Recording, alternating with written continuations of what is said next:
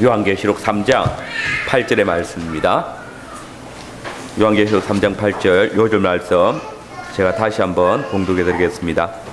볼지어다 내가 내 앞에 열린 문을 두었으되 능히 닫을 사람이 없으리라.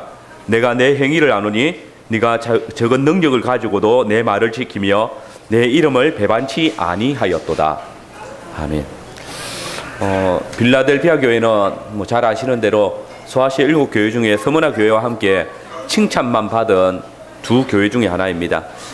그런데 본문을 살펴보시면 아시겠지만은 서머나 교회는 다소 방어적인 신앙으로 환난과 핍박을 당하면서도 믿음을 변개치 않은 것을 인해서 칭찬을 들었다면, 이 빌라델피아 교회는 적은 능력으로도 대적들의 시험과 핍박을 이기면서 주님의 이름을 배반치 아니함으로 종국 대적들조차도 교회 앞에 무릎을 꿇게 하는 이런 매우 전투적인 그런 신앙생활을 함으로써 주님께 칭찬을 받은 교회입니다. 이런 빌라델피아 교회의 사자를 주님께서 찾아오셨습니다. 그런데 그 찾아오신 주님은 앞에 다른 5교회에 나타나신 모습과는 좀 다르게 자기를 소개하고 계십니다. 그 당신을 소개하실 때 거룩하고 진실하사 다윗의 열쇠를 가지신 이다 라고 소개를 합니다. 주님은 먼저 자신을 거룩하고 진실하신 분이다 그렇게 소개하고 있습니다. 주님은 거룩하신 분이시기 때문에 그의 몸된 교회도 거룩해야 합니다. 우리 주님은 언약에 대해서 진실하시듯이 그의 몸된 교회도 하나님께 맺은 언약에 대해서 진실되어야 합니다. 불의하고 거짓된 세상과는 구별되어진 그런 삶을 사는 것이 주님의 교회인데, 주님께서는 바로 당신이 그 거룩하고 진실하신 분으로 당신의 교회를 찾으셨다라고 말씀하시는 것입니다. 그리고 주님은 당신을 다윗의 열쇠를 가지신 분이다라고 소개합니다. 이 표현은 우리가 방금 살폈던 이사야 22장 22절의 말씀을 기억나게 합니다. 곧 이사야 22장에 보면 유다 왕국의 국구를 맡았던 셈나라는 신하가 왕의 열쇠를 맡고 일을 하고 있었는데, 그때 그가 국구를 자기 임의대로 사용하였습니다. 그래서 반석에 자신의 묘실을 만들고 또 자기를 유익하게 하기 위해서 모든 불의를 행했습니다.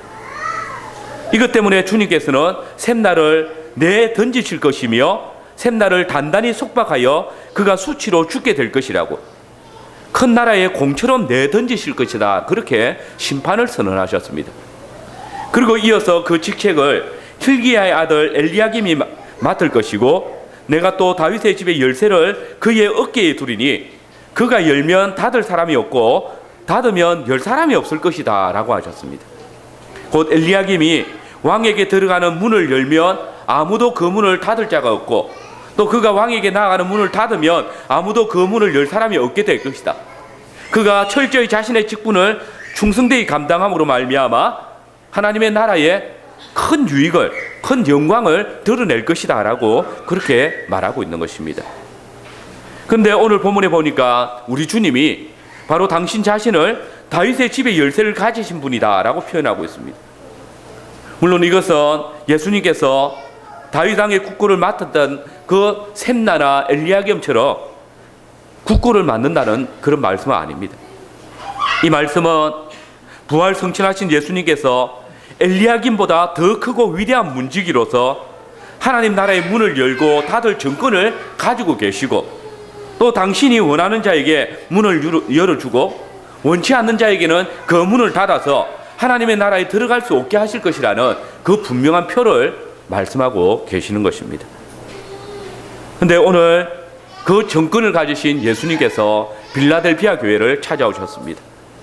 오늘 저는 다윗의 열쇠를 가지신 예수 그리스도께서 당신이 열어두신 문을 통하여 자기 백성을 하나님 앞으로 인도하여 들으신다라는 주제로 말씀을 전하겠습니다. 먼저 우리 주님께서 빌라델피아 교회를 향하여서 하신 칭찬은 무엇입니까?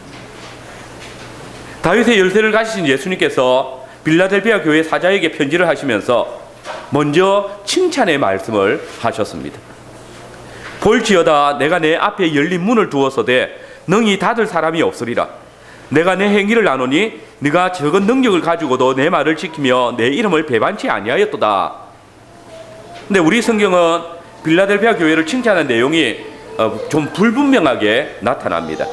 그 이유는 이 본문의 순서가 완전히 뒤바뀌어져 있기 때문입니다. 이 원문을 직역하면 나는 너의 행위를 안다. 보라, 내가 내 앞에 문을 하나 열어두었는데 그것은 아무도 닫을 사람이 없다. 그 이유는 너가 적은 능력을 가지고 있지만 내 말을 굳게 지키며 내 이름을 부인하지 않았기 때문이다 라고 말하고 있습니다. 여기서 우리가 알 수 있는 것은 과거에 이 빌라델피아 교회 안에 무슨 큰 문제가 있었다는 것입니다. 그래서 주님은 내가 네 행위를 안다 라고 하십니다. 그래서 주님은 네가 힘이 많지 않음에도 불구하고 내 말을 굳게 지켰고 또 내 이름을 부인하지 않은 것도 내가 잘 알고 있다라고 그렇게 말씀하십니다. 그러면 이 빌라델피아 교회 안에 어떤 일이 있었던 것입니까?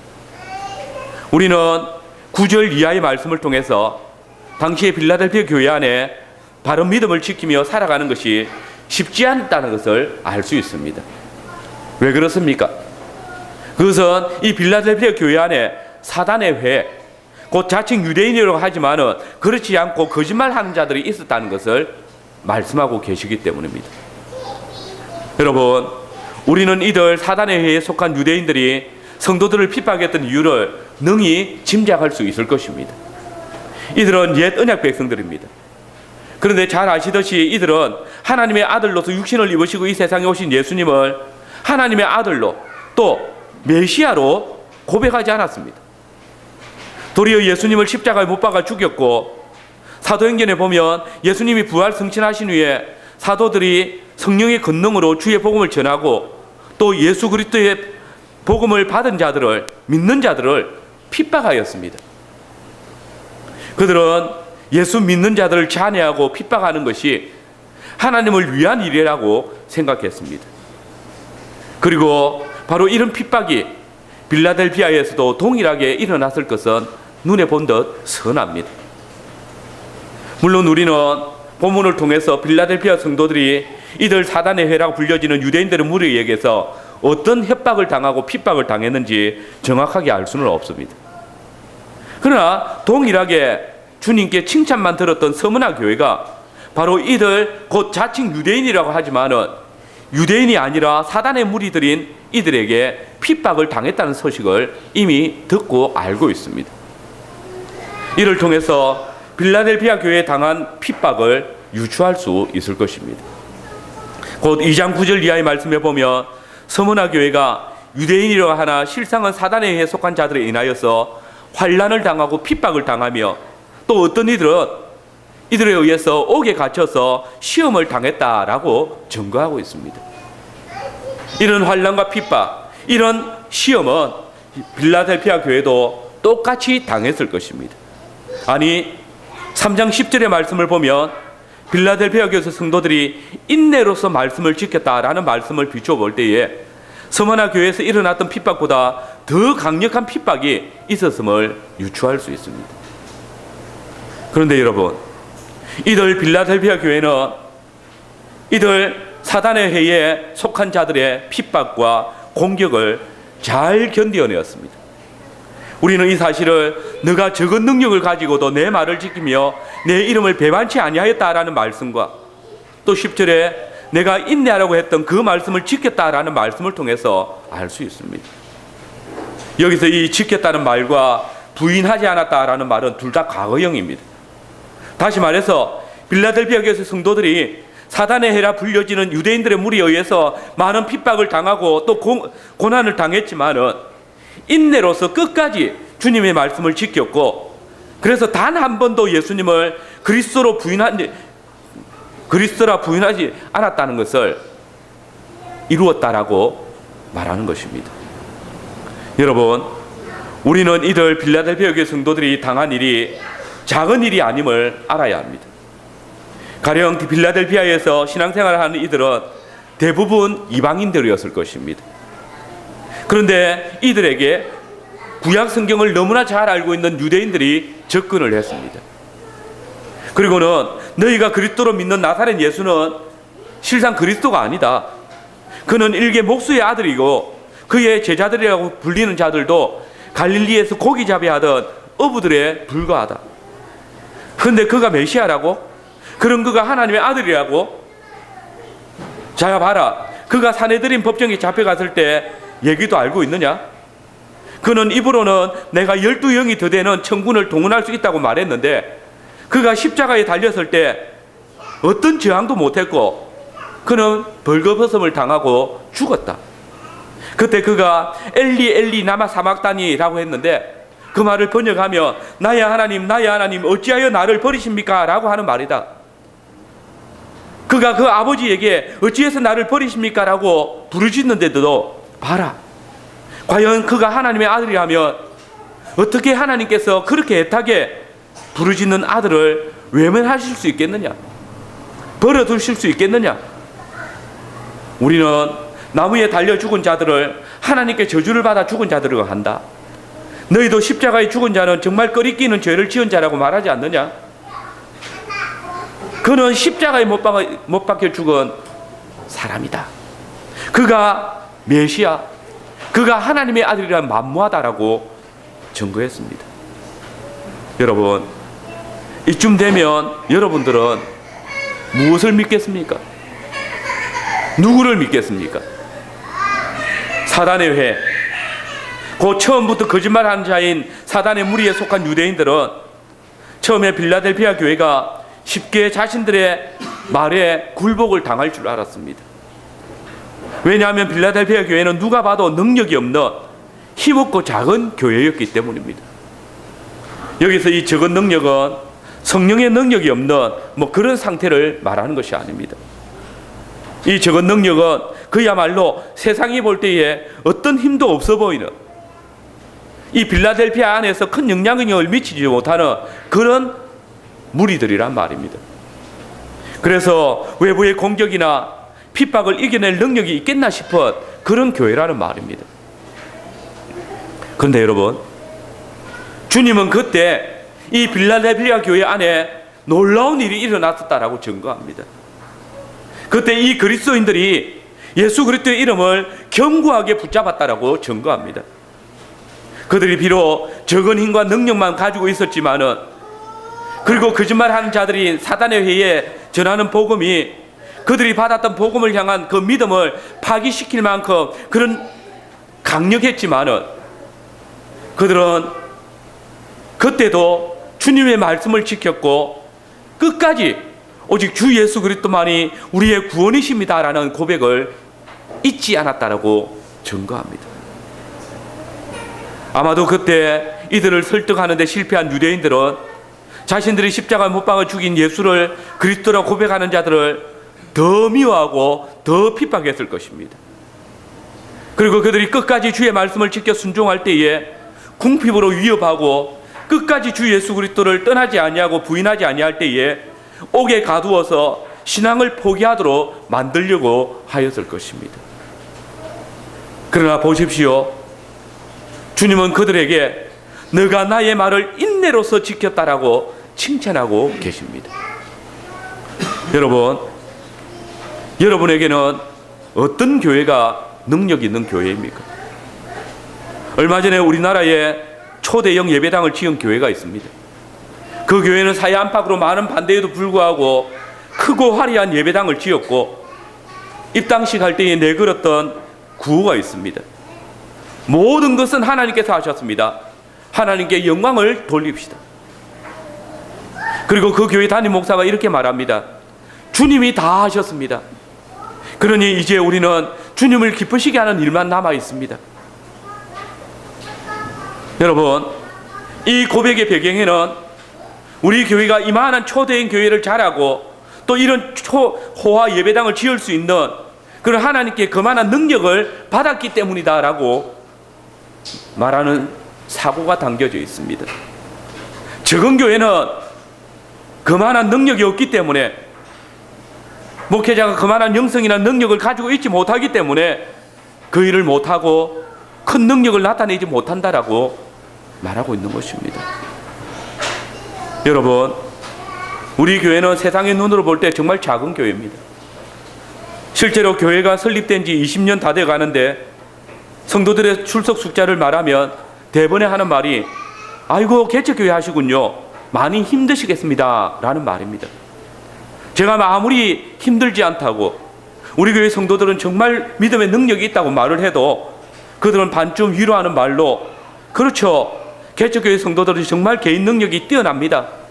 큰 교회 성도들이 몇 배로 일을 하죠. 부담도 많이 하죠. 그래서 저는 개척교회에 출석하는 성도들을 참 존경합니다. 말합니다. 마치 주님이 빌라델피아 교회를 칭찬하시듯이 그들은 적은 교회를 칭찬하듯이 조롱합니다.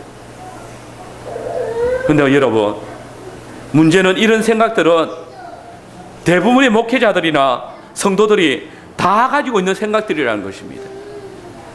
여러분들의 생각은 어떻습니까? 여러분 중에 주님이 빌라델피아 교회를 칭찬하실 때 하신 말씀을 정말 얼마나 공감하고 있습니까? 적은 능력을 가지고 내 말을 지키고 나를 부인하지 않았다라는 이 말이, 이 칭찬이 칭찬으로 들려집니까? 이 말씀에 이어서 그렇기 때문에 이제 교회의 능력이 점점 자라서 너희 교회도 큰 교회로, 대형 교회로 자라야 한다. 적은 능력으로 큰 능력을 가진 교회로 자라야 한다라고 그렇게 하나님께서 약속해 주기를 바라고 있지 않습니까? 그래야 진짜 칭찬으로 여겨지지 않습니까?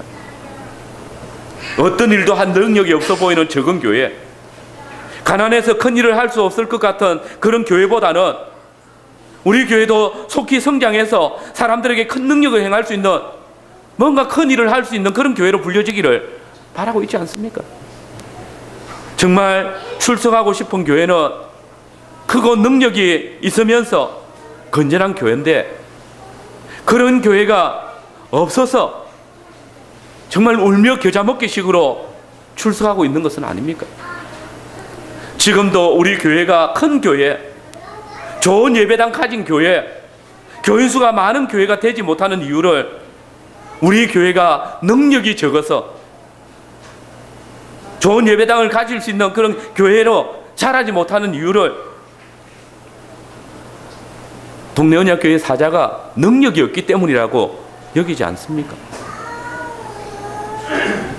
만약에 그렇다면 그 사람은 주님이 당신의 교회를 보시는 판단을 무시하는 것입니다. 보십시오. 크고 부자였던 사대 교회는 그래서 사람들로부터 능력 있는 교회, 살아있는 교회라고 칭송을 받았던 교회를 향하여서 주님은 죽은 교회라고 하셨습니다. 그러나 빌라델피아 교회가 주님의 말씀을 지켰고 가난했지만 한순간의 안녕을 위해서 주님의 이름을 부인하는 죄를 범하지 않을 때 그 교회는 적은 교회였지만 인내로서 나의 말을 지켰다라고 칭찬하셨습니다. 여러분, 지금 주님은 사대 교회는 크고 이름 있는 교회여서 겸손하라고 하시면서 책망하시고 빌라델피아 교회는 자꾸 능력이 없기 때문에 야, 너가 좀 힘 좀 내라, 그래서 칭찬하고 있는 것이 아닙니다. 주님의 교회를 향한 칭찬과 책망은 교회의 머리이신 주님께서 당신의 교회에 무엇을 보시고 칭찬하시는지 그 분명한 표준이 들어있는 것입니다. 여러분, 우리 주님이 당신의 교회를 평가하시는 기준이 무엇입니까? 그 4대 교회가 책망을 받은 이유가 무엇이고 이 빌라델피아 교회가 칭찬만 받은 이유가 무엇인지 살펴보시면 오늘 우리 교회가 어떻게 자라가야 될 것인지, 어떤 교회로 세워져야 될 것인지 우리는 알 수 있는 것입니다.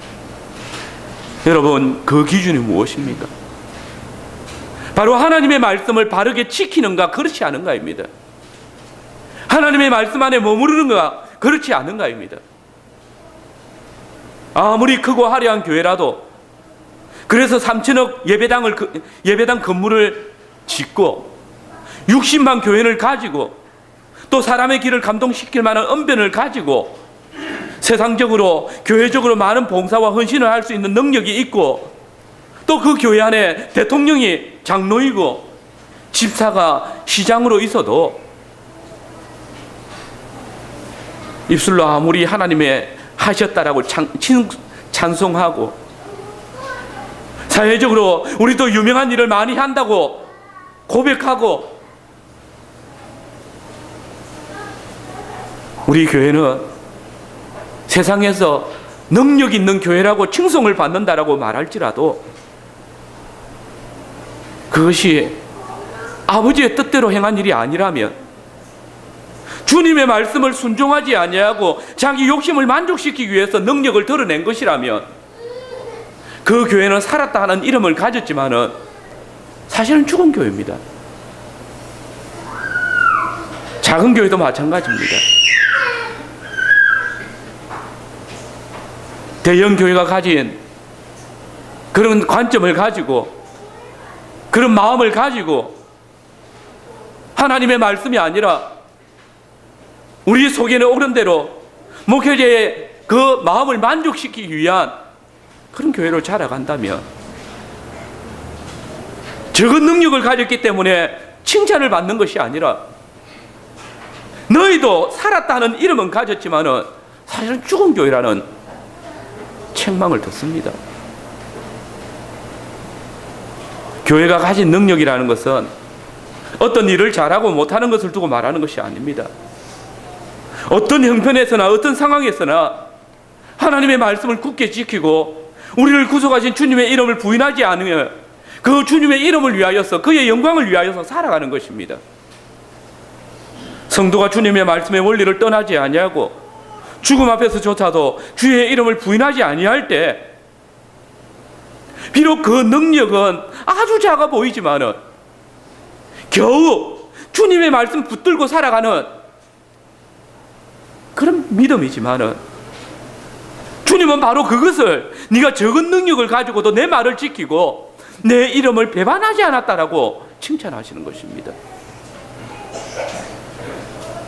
주님의 이름을 인하여서 가난해지고 주님의 말씀을 순종함으로 조롱을 당하고, 심지어 교회라는 이름을 가진 무리들로부터 배척을 당할 수도 있지만, 주님은 그 교회를 향하여서 내가 인내하라 하는 말씀을 듣고 순종하였다고 칭찬하실 것입니다. 그러면 두 번째로 이 빌라델피아 교회에 주시는 약속은 무엇입니까? 주님께서 주님의 말씀을 굳게 지키며 또 주님의 이름을 배반하지 아니한 빌라델피아 교회에 풍성한 약속을 주셨습니다. 그 첫 번째는 바로 거룩하고 진실하사 다윗의 열쇠를 가지신 주님께서 빌라델피아 교회 앞에 열린 문을 두시고 능히 아무도 닫을 수 없도록 하시겠다라고 약속하십니다. 여러분, 이 문이 어떤 문입니까? 이사야 22장을 보면 왕의 보좌에 나아가는 문입니다. 그러면 주님이 열고 닫는 왕의 보좌는 어디를 말합니까? 그분은 다름 아닌 만왕의 왕이시며 만주의 주이신 전능하신 창조주 하나님이십니다. 그런데 주님께서 바로 이 만왕의 왕이신 하나님의 보좌 앞으로 나아가는 문을 빌라델피아 교회 앞에 활짝 열어두시고 아무도 닫을 수 없는 문이 되게 하셨다라고 말합니다. 이는 주의 말씀을 굳게 지키고 주님의 이름을 배반하지 아니한 빌라델피아 교회 성도들은 이 전능하신 하나님의 보좌 앞에 언제든지 나아가서 만날 수 있게 하셨다는 말입니다. 이 열린 문은 주님의 말씀을 지키고 주님의 이름을 배반하지 않는 자들이 그리스도의 이름으로 언제든지 나아갈 수 있는 하늘 보좌의 문, 곧 기도인 것입니다. 여러분, 우리 주님은 당신을 소개할 때에 거룩하고 진실되다라고 소개하셨습니다. 이런 주님의 모습은 늘 죄로 가득한 우리에게 그분의 열쇠를 가지신 문 앞에 나아가기를 주저하게 만듭니다. 거룩하신 하나님께서 죄를 용납하지 않으실 것입니다.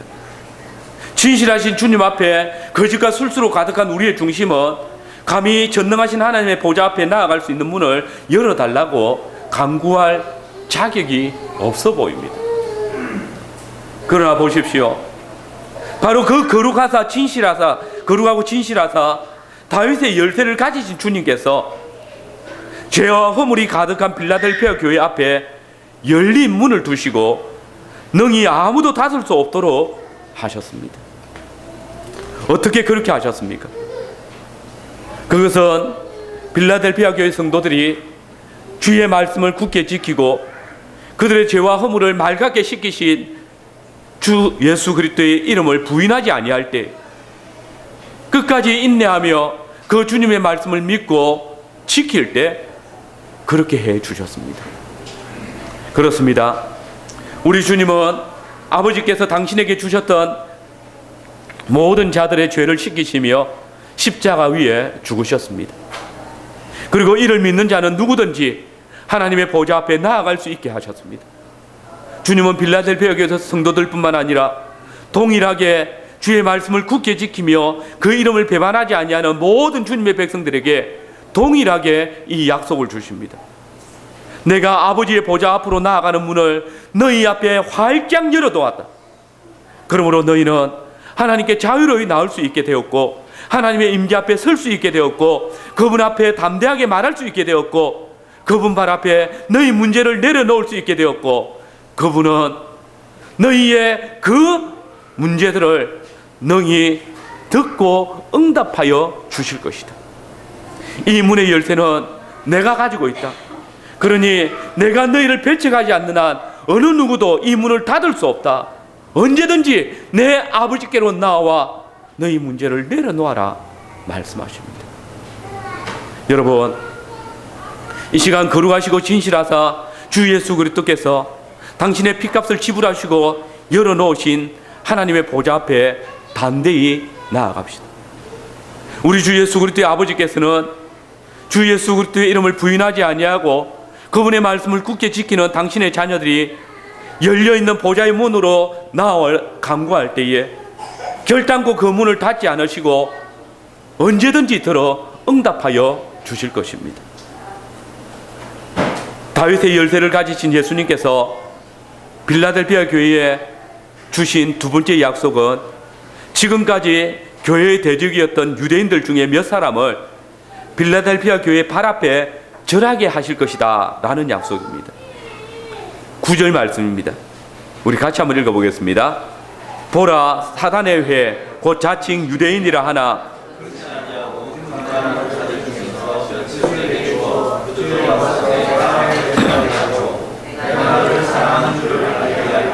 여러분, 이 약속은 정말 엄청난 약속입니다.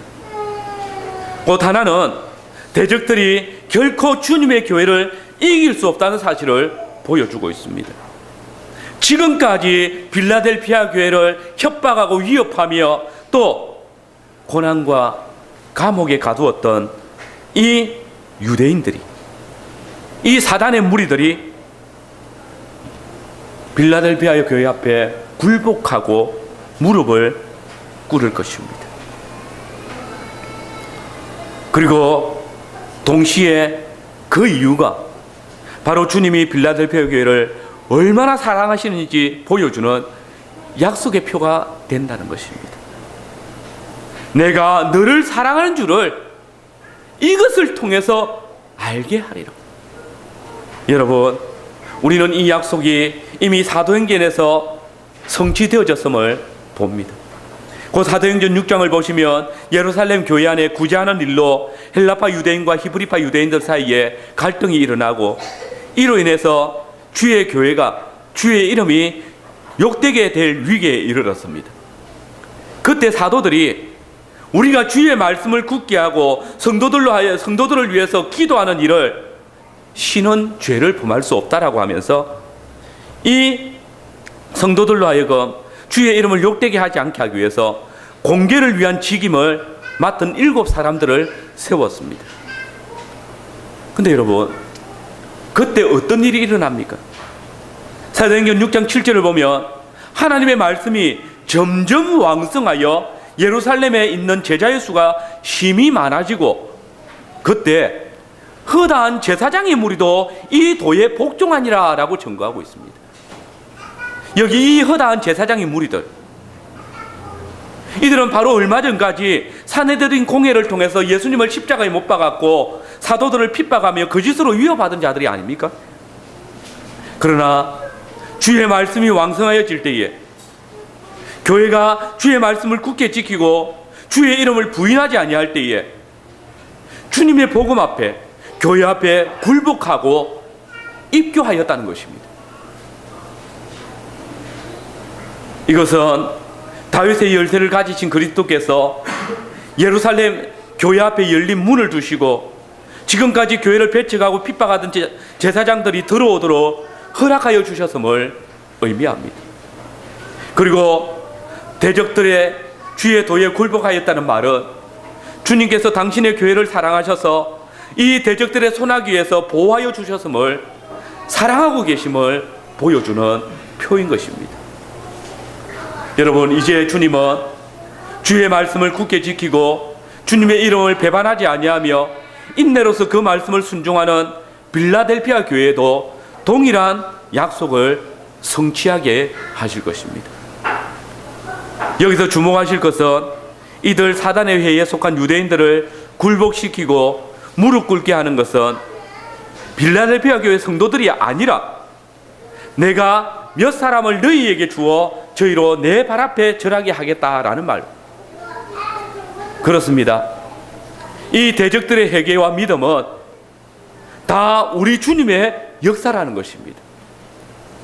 비록 빌라델피아 교회는 능력이 적은 교회이지만은 주님께서 이 적은 능력을 가진 교회를 통해서 대적의 문을 허시고 그들을 복음 앞에 굴복시키는 것입니다. 예루살렘 교회가 주의 말씀을 굳게 지키며 또한 주의 이름을 부인하지 아니할 때에 허다한 제사장들로 하여금 그 복음 앞에 굴복시킨 것처럼 그 대적의 문을 얻었던 것처럼 빌라델피아 교회가 허다한 무리들이 이 복음 앞에 무릎 꿇게 하신다는 것입니다. 여러분, 이 사실은 너무나 중요합니다.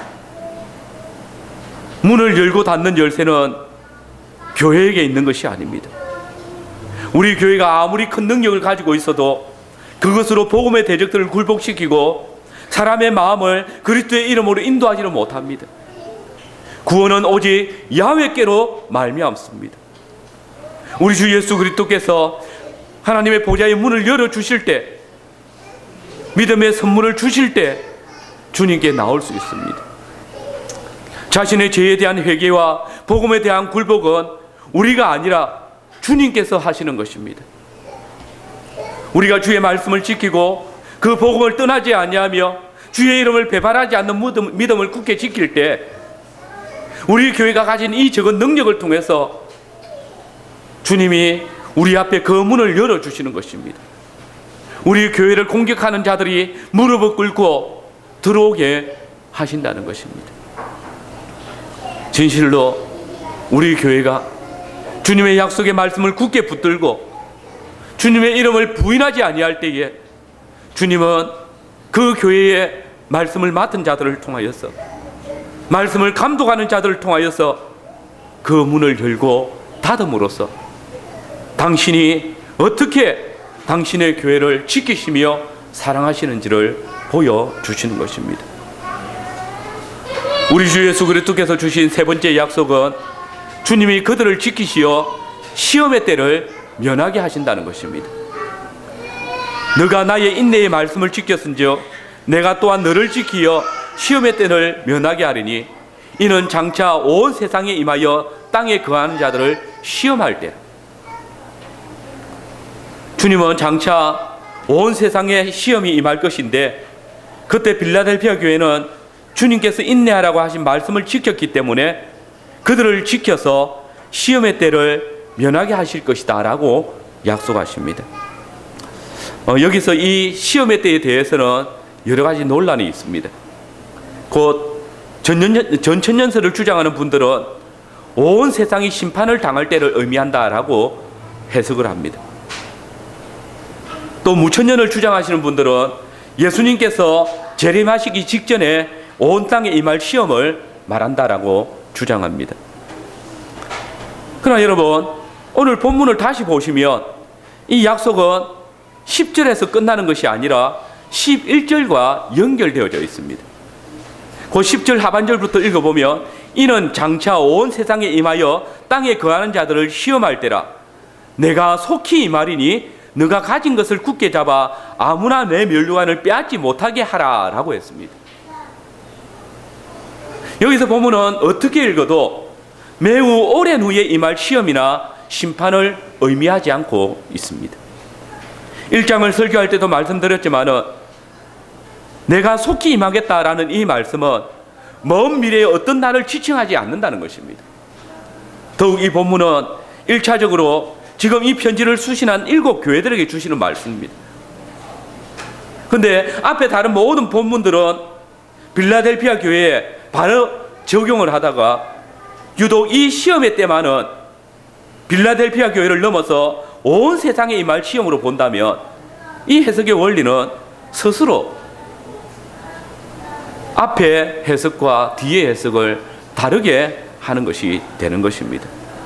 그리고 특별히 내가 속히 임하리니 네가 가진 것을 굳게 잡아 아무나 내 면류관을 빼앗지 못하게 하라 라는 이 명령을 주실 때에 이 명령은 당신이 속히 임하는 것을 인하여서 너희가 그것을 빼앗기지 않도록 하라는 말씀입니다.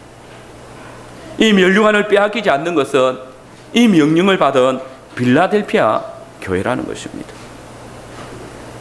그리고 또 한 가지, 이 시험이 먼 미래가 아닌 임박한테 임할 시험임을 밝히는 중요한 요소는 바로 땅에 거하는 자들을 시험한다라는 말입니다. 신약 성경에서 땅은 옛 언약 백성인 유대인들이 머물렀던 팔레스틴이나 할례받은 유대인들을 상징할 때 사용하는 단어입니다. 곧 다시 1장을 반드시 속히 될 일을 생각해 보면 예수님께서 구름과 함께 배교한 유대인들을 심판하시기 위해서 로마 군대와 함께 임하실 때를 이 시험의 때라고 볼 수 있는 것입니다.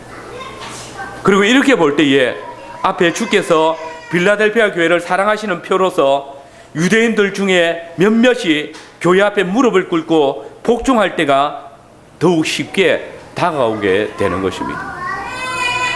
곧 주님은 배교한 교회, 곧 유대인들에 의해서 핍박을 당하고 고난당한 당신의 교회를 위하여서 속히 오실 것입니다. 그러나 그때도 유대인들 중에 몇몇을 구원하시는 것이 주님의 뜻입니다. 우리는 이 사실을 바울의 고백을 통해서 알 수 있습니다. 바울은 로마서를 기록하면서 내가 이방인이 너희에게 말하노라. 내가 이방인의 사도인 만큼 내 직분을 영광스럽게 여기노니 이는 곧 내 골육을 아무쪼록 시기케 하여 저희 중에 얼마를 구원하려 함이라 라고 하였고, 이어서 한 비밀을 로마 교회 성도들에게 알게 하면서 이 비밀은 이방인의 충만한 수가 들어오기까지 이스라엘의 들어는 완악하게 된 것이다 라고 하였던 것입니다. 그런데 보십시오. 배교한 곧 주님의 교회의 원수 같은 유대인들이 회심해서 교회 안에 들어오는 것을 볼 때에 교회는 주님이 교회를 얼마나 사랑하시고 지켜 보호하시는지 깊이 경험하게 될 것입니다. 그리고 이 주님의 손길이 배교한 유대인들을 시험하기 위하여 임하실 때에 로마 군대라는 구름과 함께 불의한 예루살렘을 심판하러 오실 때에 인내로서 주의 말씀을 지키고 순종한 자들은 이 심판에서 건지움을 받을 것이라는 약속입니다. 이것은 이미 하박국 선지자를 통해서 약속하셨던 바 오직 의인은 그 믿음으로 말미암아 살리라는 그 약속이 이들 유대인들 안에서도 성취되어지는 것이며, 하나님의 심판은 결단코 의인과 악인을 함께 심판하지 않으신다는 불변의 진리를 증거하고 있는 것입니다. 여러분, 오늘 우리가 속한 교회도 역시 이 심판을 피할 수 없습니다. 모든 시대 성도와 교회는 시험을 맞습니다. 그러나 주님은 우리에게 한 가지 약속을 주십니다. 너가 인내하라는 나의 말씀을 지켰은즉 나도 너를 지켜 시험의 때를 면하게 하겠다. 여기서 이 면한다는 말은 시험을 안 당하게 한다는 말씀이 아닙니다. 오히려 너가 내 말을 지켰으니 나도 너를 지켜줄 것이다. 어떤 시험이나 환난 중에서도 너를 지켜주겠다라는 말씀입니다. 이 말씀은 우리에게 바울 사도를 통해서 하셨던 약속을 생각나게 합니다. 곧 고린도전서 10장 13절 말씀에 사람이 감당할 시험 밖에는 너희에게 당한 것이 없나니 오직 하나님은 미쁘사 너희가 감당치 못할 시험 당함을 허락지 아니하시고 시험 당할 시험에 또한 피할 길을 내사 너희로 능히 감당하게 하신다라는 이 말씀은 미쁘신 하나님께서 우리로 시험에 넘어지지 않도록 항상 지켜주실 것이라는 약속과 함께 만약 우리가 감당할 수 없는 시험이 닥쳐온다 하더라도 피할 길을 내셔서 우리로 감당하게 하신다는 말씀입니다. 여러분 기억하십시오. 성도에게 시험이 없을 수는 없지만은 우리가 주님의 언약을 굳게 지키고 주의 복음을 떠나지 아니한다면 또 시험 당할 때에 인내로서 그 말씀을 굳게 지키며 넘어지지 아니할 때에 주님께서 그 어떤 시험도 우리를 이기지 못하도록 친히 우리를 지키시며 사랑하여 주시는 주님께서 우리로 그 시험에 넘어지지 않도록 떨어지지 않도록 하신다는 것입니다. 마지막으로 주의 말씀을 굳게 지키며 주님의 배반하지 않는 빌라델피아 교회에게 주시는 주님의 약속은 12절에 기록된 대로 이기는 자는 내 하나님의 성전의 기둥이 되게 하시겠다라는 약속입니다. 여러분, 이 약속은 아직 성전이 무너지지 아니한 때에 주시는 엄청난 약속입니다. 여러분, 성전이 무엇입니까? 하나님의 임재의 장소입니다. 그러므로 이 성전 기둥이 된다는 말씀은 1차적으로 이기는 자에게는 하나님께서 늘 함께하여 주시겠다라는 약속입니다. 그래서 이어지는 본문에 그가 결코 다시 나가지 아니하라는 약속이 덧붙여지는 것입니다. 예수님께서는 빌라델피아 교회 이기는 자들에게 너희로 성전의 기둥으로 삼아서 영원토록 하나님과 함께 거하게 하겠다라고 약속하시는 것입니다.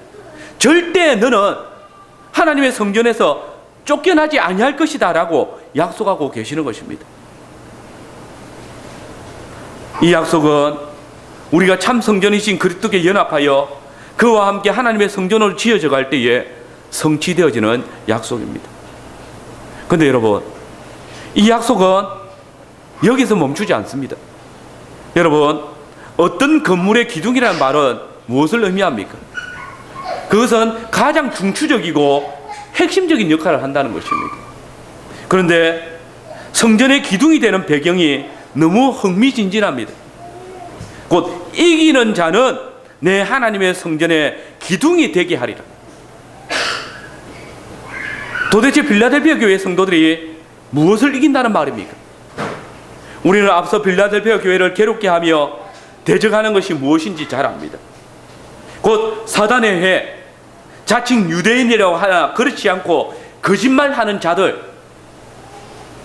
그들과 싸워 이겼다는 것입니다. 그런데 여러분, 이때는 아직 예루살렘에 성전이 남아 있습니다. 이때는 아직 성전 제사가 이루어지고 있을 때입니다.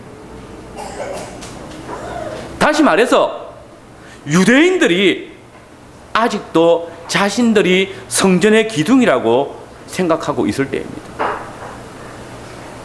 그들은 하나님의 집을 차지하는 특권은 아무나 누릴 수 있는 것이 아니라고 생각했습니다. 그런 만큼 자신들이 적은 능력을 가진 빌라델피아 교회에게 패배할 것이라고는 생각하지 않았습니다. 그러나 보십시오. 주님은 빌라델피아 교회에게 지금까지 스스로 자기들이 성전의 기둥이라고 자처하고 있던 이 사단의 회, 곧 자칭 유대인이라고 하나 그렇지 않고 거짓말하는 자들을 이기게 하신다라고 말씀하시고, 그들이 이겼을 때에 성전의 기둥이 되게 하신다라고 말씀하십니다. 환난과 핍박 가운데 주님의 말씀을 굳게 지키고 인내로서 주의 이름을 부인하지 않는 자들이 주의 성전으로 세워질 것이고, 그때 바로 이 인내로서 주의 말씀을 굳게 지킨 자들이 가장 영광스럽고 핵심적인 위치를 차지할 것이라는 말씀입니다. 여러분, 이 핵심적인, 이 중요한 위치가 무엇인지는 중요하지 않습니다. 뒤에 나오는 내가 하나님의 이름과 하나님의 성, 곧 하늘에서 내 하나님께로 내려오는 새 예루살렘의 이름과 나의 새 이름을 그 이 위에 기록하리라는 이 말씀처럼 주의 이름을 가진 자가 될 수도 있습니다. 교회를 섬길 중요한 직분일 수도 있습니다. 중요한 것은 이 약속은 적은 능력을 가졌음에도 불구하고 주님이 우리에게 능히 풍성하게 부어주시는 은혜의 역사로 우리를 대적하며 핍박하고 환난에 처하게 하고 옥에 가게 하였던 그 사단의 회를 이기게 하셨다는 것입니다. 여러분, 솔직하게 여러분은 이 칭찬만 받은 이 가난하고 능력 없는 빌라델피아 교회를 우리 교회의 본으로 삼고 싶습니까? 누가 봐도 개척교회 수준을 겨우 면한 그런 적은 능력을 가진 교회를 닮아가고 싶은지 고민해 보십시오. 우리 속에도 우리 교회가 말씀을 잘 지킨 것 때문에 다른 교회들처럼 좀 더 많은 능력, 좀 더 많은 봉사, 더 큰 예배당, 더 많은 성도들이 모일 수 있다면 좋겠다고 그렇게 생각하지 않습니까? 예수님의 이름을 부인하지 않는 것 때문에 핍박도 안 받고 손해도 덜 보는, 좀 우리 교회도 좀 부유한 그런 교회가 될 수 있는 그런 약속을 구하지 않습니까?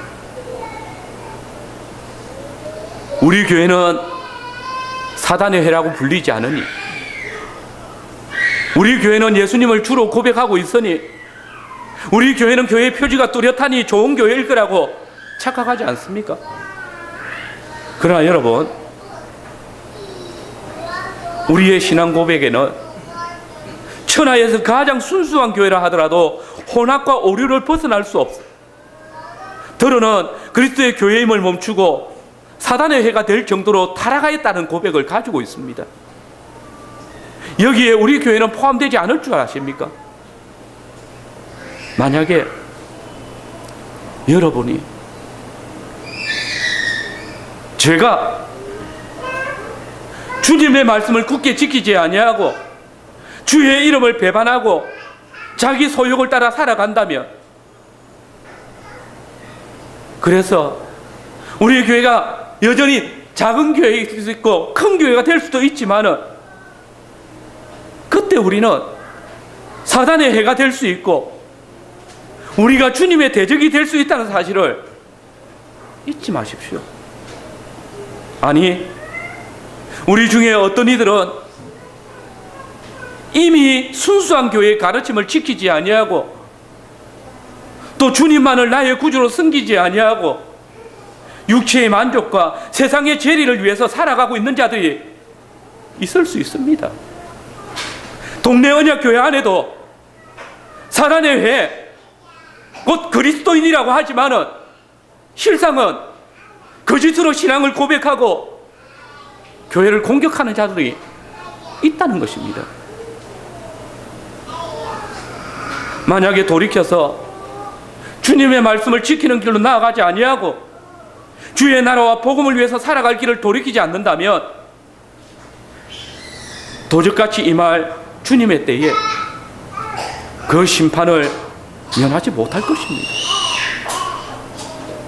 성도 여러분, 주님은 빌라델피아 교회가 주님의 말씀을 굳게 지키며 주의 이름을 배반하지 아니한 것을 칭찬하셨습니다. 바라건대 주의 말씀을 듣고 배우고 순종하는 생활이 여러분의 삶의 중심이 되어져야 하겠습니다. 왜냐하면 주님의 풍성한 약속들은 다 다 이 한 가지, 그 주님의 말씀을 굳게 지키며 말씀이 육신이 되신 우리 주 예수 그리스도의 이름을 배반하지 않는 그 믿음을 기준으로 주시기 때문입니다.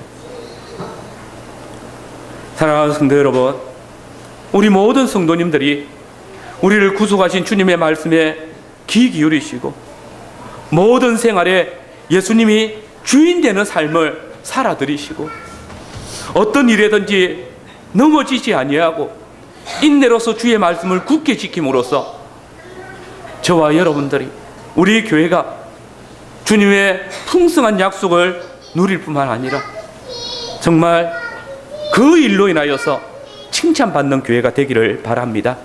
아멘.